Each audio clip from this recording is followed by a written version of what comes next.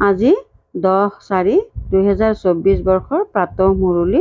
ওম শান্তি। বাপ দাদা মধুবন। আজি বাবাই কৈছে, মৰমৰ সন্তানসকল, পিতাৰ ওচৰলৈ তোমালোক পুনৰ জীৱিত হ'বলৈ আহা। ইয়াত তোমালোকে লৌকিক জগতৰ প্ৰকম্পনৰ পৰা দূৰৈত সত্যৰ সঁচা সংগ লাভ পোৱা। প্ৰশ্ন: বাবাই সন্তানসকলৰ উন্নতিৰ বাবে সদায় কোনটো এটা ৰায় দিয়ে? উত্তৰ: মৰমৰ সন্তানসকল, কেতিয়াও পৰস্পৰ সাংসাৰিক পৰচিন্তা পৰনিন্দাৰ কথা নাপাতিবা। কোনোবাই শুনালে তেতিয়া শুনিও নুশুনা হৈ থাকা। ভাল সন্তানসকলে নিজৰ সেৱাৰ কৰ্তব্য পালন কৰি বাবাৰ স্মৃতিত মতলীয়া হৈ থাকে। কিন্তু বহুত সন্তানে অদৰকাৰী ব্যৰ্থ কথা বহুত আনন্দেৰে শুনায়। ইয়াত বহুত সময় নষ্ট হৈ যায়। তেতিয়া উন্নতি নহয়। ওম শান্তি। দুবাৰ ওম শান্তি বুলি ক'লে সেয়াও ঠিক।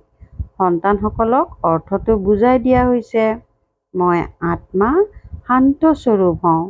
যিহেতু মোৰ ধৰ্মই হ'ল শান্ত, গতিকে জংঘল আদিত ঘূৰি ফুৰিলে শান্তি পাব নোৱাৰি। পিতাই কয়, ময়ো শান্ত স্বৰূপ হওঁ। এয়াতো বহুত সহজ, কিন্তু মায়াৰ লগত যুদ্ধ হোৱা বাবে অলপ কঠিন হয়। এয়া সকলো সন্তানে জানে যে বেহদৰ পিতাৰ বাহিৰে এই জ্ঞান আন কোনেও দিব নোৱাৰে। জ্ঞানৰ সাগৰ হ'ল একমাত্ৰ পিতা। দেহধাৰী সকলক জ্ঞানৰ সাগৰ বুলি কেতিয়াও ক'ব নোৱাৰি। ৰচয়িতাইহে ৰচনাৰ আদি মধ্য অন্তৰ জ্ঞান দিয়ে। সেয়া তোমালোক সন্তানসকলে পাই আছা। বহুত ভাল অন্যান্য সন্তানেও পাহৰি যায়, কিয়নো পিতাৰ স্মৃতি পাৰাৰ নিচিনা। স্কুলত নিশ্চয় ক্ৰমানুসৰি হ'ব নহয়? স্কুলত সদায় নম্বৰ দিয়া হয়। সত্য যুগত কেতিয়াও নম্বৰ দিয়া নহয়। এয়া স্কুল। এয়া বুজিবলৈও বহুত বুদ্ধিৰ প্ৰয়োজন। আধাকল্প হৈছে ভক্তি, আকৌ ভক্তিৰ পাছত জ্ঞান দিবলৈ জ্ঞানৰ সাগৰ আহে। ভক্তি মাৰ্গৰ সকলে কেতিয়াও জ্ঞান দিব নোৱাৰে, কিয়নো সকলো দেহধাৰী। এনেকৈ কোৱা নহ'ব যে শিৱ বাবাই ভক্তি কৰে। তেওঁ কাৰ ভক্তি কৰিব? এজনেই পিতা, যাৰ দেহ নাই। তেওঁ কাৰো ভক্তি নকৰে। বাকী যিসকল দেহধাৰী আছে তেওঁলোক সকলোৱে ভক্তি কৰে, কিয়নো ৰচনা নহয় জানো? ৰচয়িতা হৈছে এজন পিতা। বাকী এই দুচকুৰে যিয়েই দেখিবলৈ পোৱা যায়, চিত্ৰ আদি, সেয়া সকলো ৰচনা। এই কথাবোৰ বাৰে বাৰে পাহৰি যায়। পিতাই বুজায়, তোমালোকে পিতা অবিহনেতো বেহদৰ উত্তৰাধিকাৰ পাব নোৱাৰা। বৈকুণ্ঠৰ উত্তৰাধিকাৰটো তোমালোকে পোৱা। ৫,০০০ বছৰ পূৰ্বে ভাৰতত এওঁলোকৰ ৰাজ্য আছিল। ২৫০০ বছৰ সূৰ্যবংশী চন্দ্ৰবংশীৰ ৰাজধানী চলিল। তোমালোক সন্তানসকলে জানা, এয়াতো কালিৰ কথা। পিতাৰ বাহিৰে আন কোনেও ক'ব নোৱাৰে। পতিত পাৱন সেইজন পিতাই হয়। বুজাবলৈও বহুত পৰিশ্ৰম হয়। পিতাই নিজেই কয়, কোটিৰ মাজত কোনোবাই বুজিব। এই চক্ৰৰ বিষয়েও বুজোৱা হৈছে। এই জ্ঞান গোটেই জগতৰ বাবে। শ্ৰীৰ চিত্ৰও বহুত ভাল, তথাপিও কিছুমানে অহংকাৰ কৰে। বাবাই বুজাইছে, যিসকলে বিয়াৰ বাবে ভৱন আদি নিৰ্মাণ কৰে তেওঁলোককো বুজাই দৃষ্টি দিয়া। আগলৈ গৈ এই কথাবোৰ সকলোৱে পচন্দ কৰিব। তোমালোক সন্তানসকলে বুজাব লাগে, বাবাতো কাৰো ওচৰলৈ নাযাব। ভগৱানো বাছ। যিসকল পূজাৰী তেওঁলোকক কেতিয়াও পূজ্য বুলি ক'ব নোৱাৰি। কলিযুগত কোনো এগৰাকীও পবিত্ৰ হ'ব নোৱাৰে। পূজ্য দেৱী দেৱতা ধৰ্মৰ প্ৰতিষ্ঠাও উচ্চতকৈ উচ্চ। যিগৰাকী পূজ্য তেওঁৱেই কৰে। আধাকল্প হৈছে পূজ্য, আকৌ আধাকল্প পূজাৰী হয়। এই বাবাই, ব্ৰহ্মা বাবাই অনেক গুৰুৰ শৰণ ল'লে। এতিয়া বুজি পায়, গুৰুৰ শৰণ লোৱাটোতো ভক্তি মাৰ্গ আছিল। এতিয়া সৎগুৰুক পাইছোঁ, যিয়ে পূজ্য কৰি তোলে। কেৱল এজনক নহয়, সকলোকে কৰে। সকলোৰে আত্মা পূজ্য শতপ্ৰধান হৈ যায়। এতিয়াতো তমোপ্ৰধান পূজাৰী। এই কথাবোৰ বুজিবলগীয়া। বাবাই কয়, কলিযুগত এজনো পবিত্ৰ পূজ্য থাকিব নোৱাৰে, সকলো বিকাৰেৰে জন্ম লয়। ৰাৱণ ৰাজ্য হয়, এই লক্ষ্মীনাৰায়ণেও পুনৰ্জন্ম লয়, কিন্তু তেওঁলোক হৈছে পূজ্য, কিয়নো তাত ৰাৱণ নাই। শব্দবোৰ কয়, কিন্তু ৰাম ৰাজ্য কেতিয়া আৰু ৰাৱণ ৰাজ্য কেতিয়া হয় এয়া একোৱেই নাজানে। এই সময়ত চোৱা কিমান সভা আছে, অমুক সভা তমুক সভা, কৰবাত কিবা পালে এখন এৰি আনখনলৈ গুচি যায়। তোমালোক এই সময়ত পাৰহ বুদ্ধিৰ হৈ আছা। আকৌ এই ক্ষেত্ৰতো কোনোবা 20% হৈছে, কোনোবা 50% হৈছে।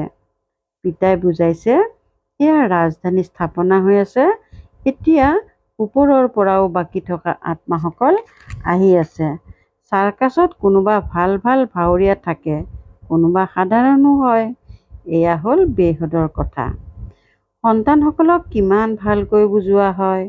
তোমালোক সন্তানসকল ইয়ালৈ পুনৰ জীৱিত হ'ব আহা, হাৱা খাবলৈ নহয়।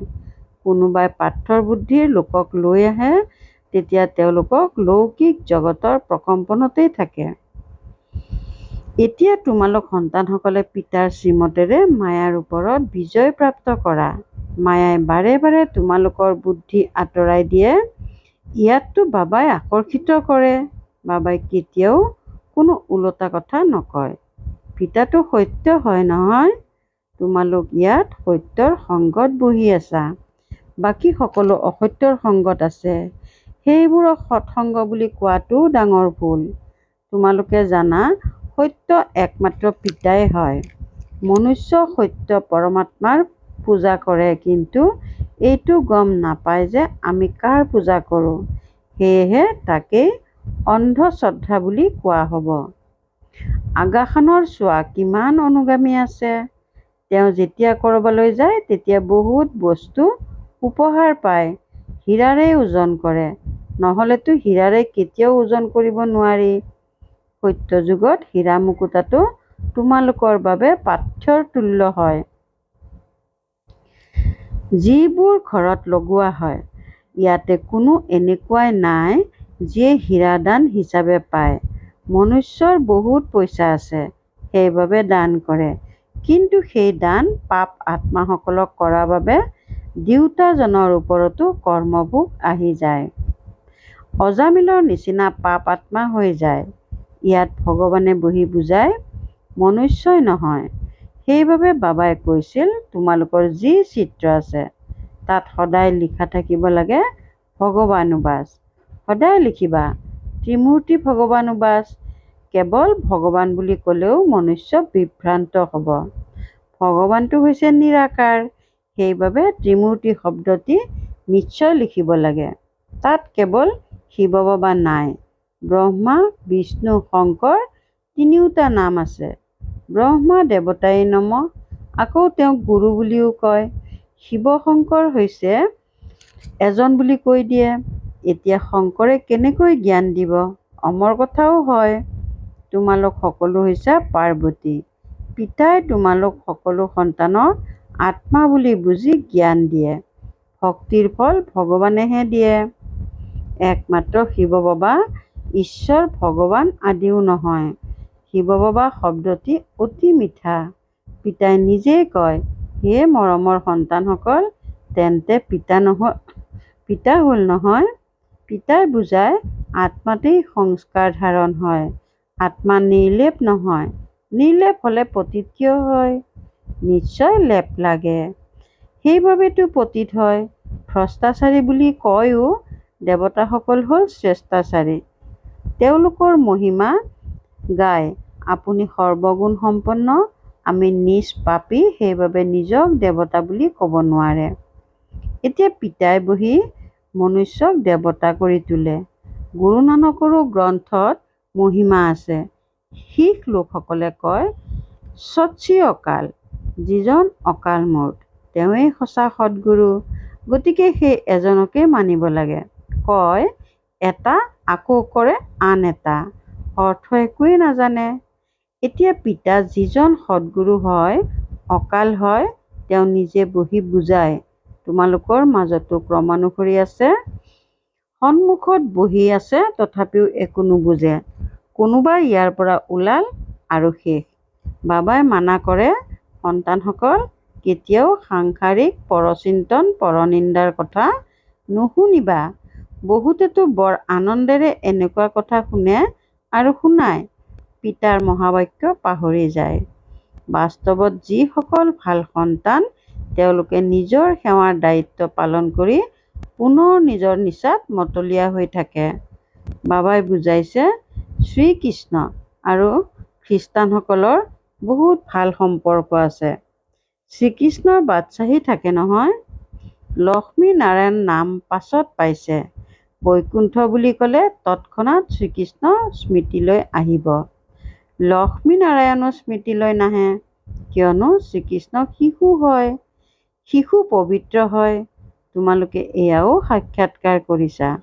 সন্তান কেনেকৈ জন্ম হয়, ধাত্ৰীৰ ওচৰত থিয় হৈ থাকে, ততালিকে উঠালে আৰু চম্ভালি লয়। শৈশৱ, যুৱ, বৃদ্ধ বেলেগ বেলেগ ভূমিকা চলে। যি হ'ল সেয়া ড্ৰামা। এই ক্ষেত্ৰত কোনো সংকল্প নচলে। এয়াতো ড্ৰামা ৰচি থোৱা আছে। আমাৰো ড্ৰামাৰ পৰিকল্পনা অনুসৰি ভূমিকা চলি আছে। মায়ায়ো প্ৰৱেশ কৰে আৰু পিতায়ো প্ৰৱেশ কৰে। কিছুমান পিতাৰ মতত চলে, কিছুমান ৰাৱণৰ মতত। ৰাৱণ কি বস্তু কেতিয়াবা দেখিছা জানো? কেৱল চিত্ৰহে দেখা পোৱা। শিৱ বাবাৰতো আকৌ এইটো ৰূপ। ৰাৱণৰ কি ৰূপ? 5 বিকাৰৰূপী ভূত আহি যেতিয়া প্ৰৱেশ কৰে তেতিয়া ৰাৱণ বুলি কোৱা হয়। এয়া হৈছে ভূতৰ জগত, অসুৰৰ জগত। তোমালোকে জানা আমি আত্মা এতিয়া শুধৰণি হৈ গৈ আছো। ইয়াততো শৰীৰো আসুৰী। আত্মা শুধৰণি হৈ হৈ পাৱন হৈ যাব। পাছত এই ছাল অৰ্থাৎ শৰীৰ এৰি দিবা।